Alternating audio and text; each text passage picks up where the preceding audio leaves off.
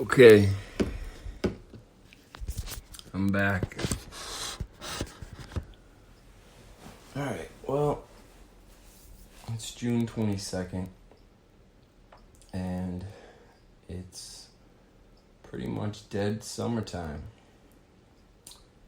And here's what's been happening. So, the last time I uploaded one of these episode things, I talked about how I smashed my TV screen.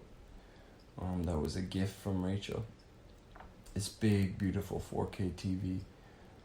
She got me this Hisense TV. It's like a Chinese company, but she definitely paid a lot, and it's the nicest TV I've ever had. And but it had some problems. I ended up sending it back a couple times because the screen kept breaking without any physical damage or anything. It would just stop working, and it took me forever to get it back. For a month and a half, I was sending it back, and they'd send it to me, it'd still be broken, and you could just tell it's really flimsy. And so I was watching this movie, and I shattered the TV screen, which was I said, it was the icing on the cake of a very tough couple days. But so here's the thing. The next day, I didn't sleep at all that night again. And the next day, I was driving home from Amherst, and I saw this pull-off on the side of the road in Belchertown, and there was some cherry, lots of cherry. This couple trees had been cut down, and there was a big pile of birch and everything. It looked like land that either the town owns or somebody owns as that they use for lumber. But there was definitely some trees cut down and a little path. So I pulled off on the side of the road and got out of my car. I always have an axe in my car. And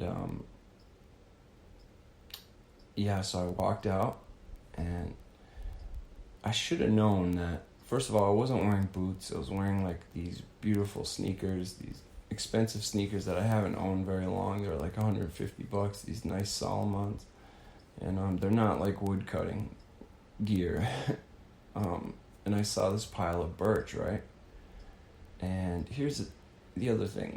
It was already cut. I don't know how old the birch was. It seemed new because birch rots pretty quickly. And it seemed fairly green. So I was just trying to split a piece while I was out there, which is really stupid. If you're going to split, you should wait till you get home. I was trying to do it quickly on no sleep with my head in the clouds, and I wasn't standing in a safe position. And the axe glanced. It's one of my biggest fears, things you read about when you're reading about spoon carving. And the axe glanced off the piece of wood and went right into my foot, really deep. Cut my shoe open, and broke a bone. So I didn't know the bone was broken, but I hobbled back to the car. I didn't know what to do. My mom called me right when it happened, and I shouldn't have answered because I was freaking out a little bit. And anyways, I walked back to the car, called 911, and now I'm sitting here 2 days later in a cast. And they're telling me the bone's broken. So that's really the icing on the cake. Finally, that night I slept, and it just sucks. So anyways, shit happens. And my sister's so wonderful, man. She came to help me, and she's just great in every way. Every time I see her, she looks phenomenal. She's in great shape, and she's just the strongest person I know. Physically and just emotionally, everything. She's a very strong person. She's and then I was in a bad way. Like I said, I hadn't slept, and I was really feeling bad, and I kind of dumped it all on my sister. Just let her know what was going on in my head, what I had been going through in the past few days, and she had to deal with that. And not only that, I was so upset about my sneakers, just because finances are really tough right now, and I had those sneakers, and it was just like, what the fuck? I just lost my TV, and now these sneakers, and I'm going crazy. And yesterday, the sneakers came, arrived in the mail. She ordered me those sneakers again. Really kind of made me emotional when I found out she did that for me, because I just can't imagine what it must be like to not have family like that. And I hope someday I can be there for her in the same kind of way. Not, God forbid, something bad happens, but I do hope that she knows she could call me for anything. And I'm just upstairs now in this cast. Been kind of like laying low for the past couple days. My mom's here. I haven't seen her in a long time. My parents live in Florida, and she flew down, and she's staying with me, and it's really nice. So past few days has been like, I hate to categorize my pain as like typical grief, but I do think grief, when you're experiencing it pretty heavily, it's funny when it comes in waves, like they say, and that's true. It does come in waves. The wave of my grief seems to be constant, one continuous wave. I think I wear my grief all over me, and I think I'm just an open book in general. So whatever's going on with me I think it's pretty clear when you talk to me. Unless I'm at work, I can hide whatever I'm going through pretty well, but grief does come in waves, and the wave that I'm dealing with, it's constant, but the way I handle it changes. And so there's times where I feel very grateful to have gone through what I went through with Rachel, and I'm grateful that she passed in a peaceful way. Because everybody has to die, and you're lucky if you get to die peacefully with somebody holding you, and someone you love the most holding you, and her mom was there, and it was just peaceful circumstances for someone to die. And I don't think my grief is any worse or better than anyone else's. But there's times I feel grateful. There's times I feel very full. I feel like filled with the experience that I went through, and there are times where I feel like it's an advantage in the world, because I feel wise in many ways. I feel like I've experienced love in a deeper way, on a level that I'm finding out not many people have experienced. Even people my age have not experienced the kind of bond that me and Rachel had. It was really strong before she got sick, but really strong. We knew, there was no doubts. We knew we wanted to be with each other forever, even though we wish certain things would change about our lives.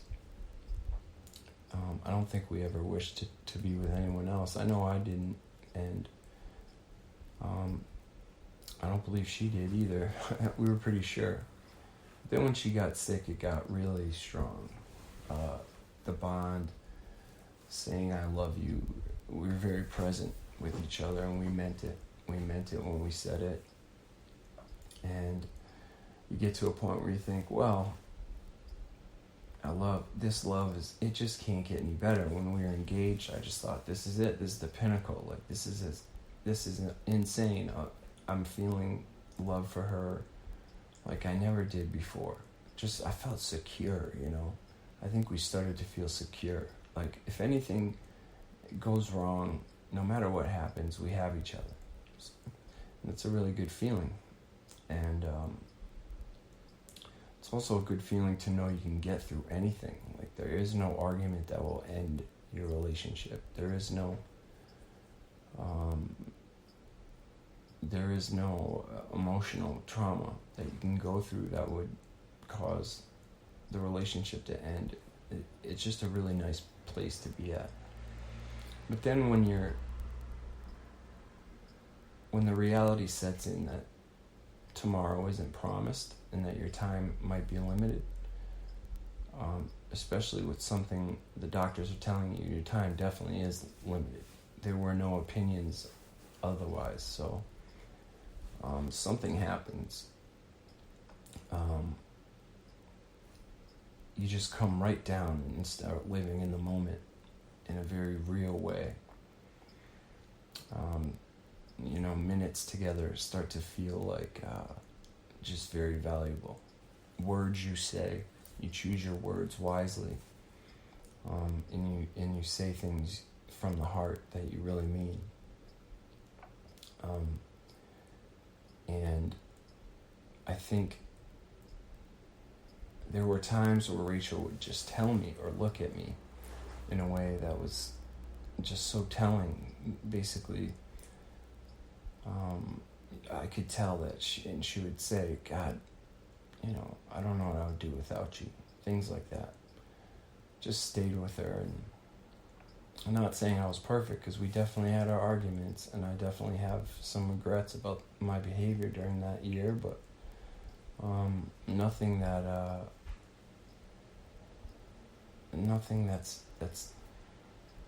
really keeps me up too much at night. I didn't work the whole most of the time. I wasn't working, and it caused some problems, but I don't regret it, because I got to have that time and be with her through all the chemo and all that stuff. So, but anyways, what I've been going through in the past few days, the past week, has been, I think that you forget how final it is when you lose somebody. And it doesn't always hit you and stay with you that they're not coming back. And I was feeling that pretty heavily in the past week, that she wasn't coming back. And when it hits you and you have a moment of clarity with that, it can be really hard. It makes your world feel scary, really scary. Your future starts to feel it's scary. You're never going to see them again.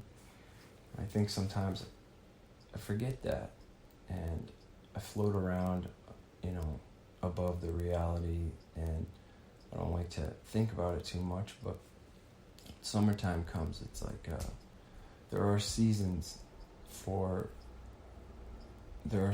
that drum up the need to want to be with someone you love.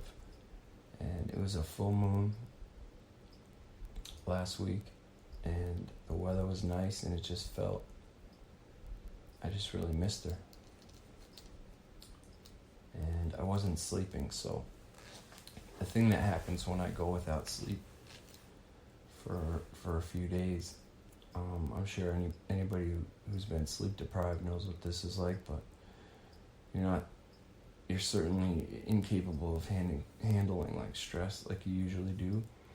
But what happens with me is my body will shut down at times during the day if I sit down and I have a moment, if I'm not sleeping at night, and I'll fall asleep briefly.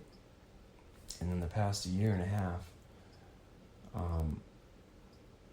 when that happens, I have these quick and very vivid dreams of Rachel. Very vivid dreams. And that happened to me before the accident with the axe. I fell asleep. And I fell asleep in this mind frame of loneliness, knowing she wasn't coming back. And we were sitting upstairs in a loft. I don't recognize exactly where we were, but it reminded me of her apartment in Amherst and the loft on the Cape in my parents' house that we lived in for a while. And she came walking up the stairs. I was like sitting on a couch. She came walking up the stairs and sat down next to me